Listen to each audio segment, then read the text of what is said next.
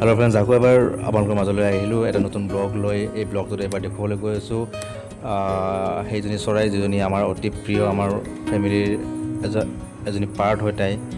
চ' তাই কেনেকৈ আমাৰ লগত উমলে, কেনেকৈ থাকে, কেনেকৈ খোৱা লোৱা কৰে, এভৰিথিং মই আজি দেখুৱাবলৈ গৈ আছোঁ। তাইক দেখিছে, তাই মোৰ গাত গোটেই মোৰ গাটো বগাই ফুৰিছে, তাই খেলিছে মোৰ লগত।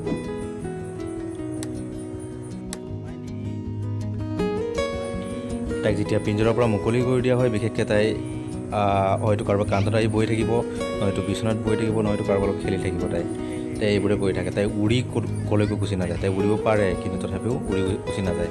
তাই আমাৰ লগতে এনেকৈ খেলি থাকে।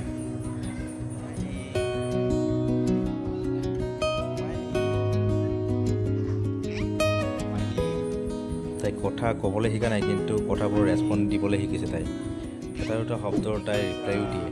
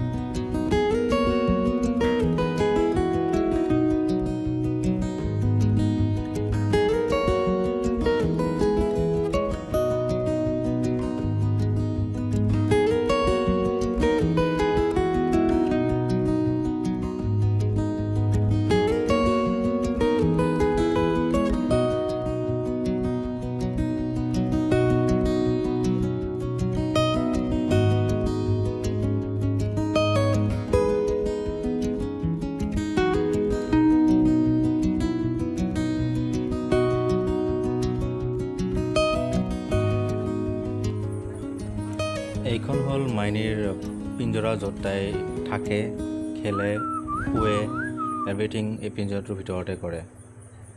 আৰু এইজনী হ'ল আমাৰ মাইনী।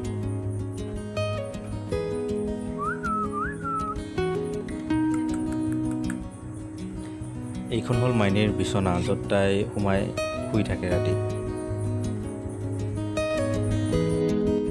লগতে বিভিন্ন ধৰণৰ ট্ৰে দিয়া আছে, য'ত তাইৰ কাৰণে খোৱাৰ পানী থাকে, তাইৰ খোৱাৰ খাদ্য থাকে।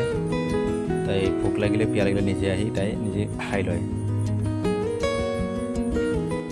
আৰু চবতকৈ ডাঙৰ কথাটো হ'ল, মাইনীয়ে কাষত যদি মানুহ থাকে তেতিয়াহ'লে বেছি ভাল পায় তাই।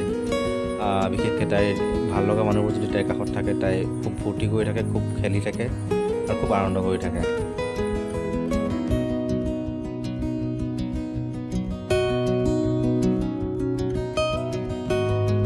তো ফ্ৰেণ্ডছ আজিৰ ভিডিঅ'টো ইমানেই আছিল। চ' ভিডিঅ'টো যদি ভাল লাগিল লাইক কৰিব নাপাহৰিব, আৰু যদি ছাবস্ক্ৰাইব কৰা ছাবস্ক্ৰাইব কৰি ল'ব আৰু শ্বেয়াৰ কৰিব লগতে।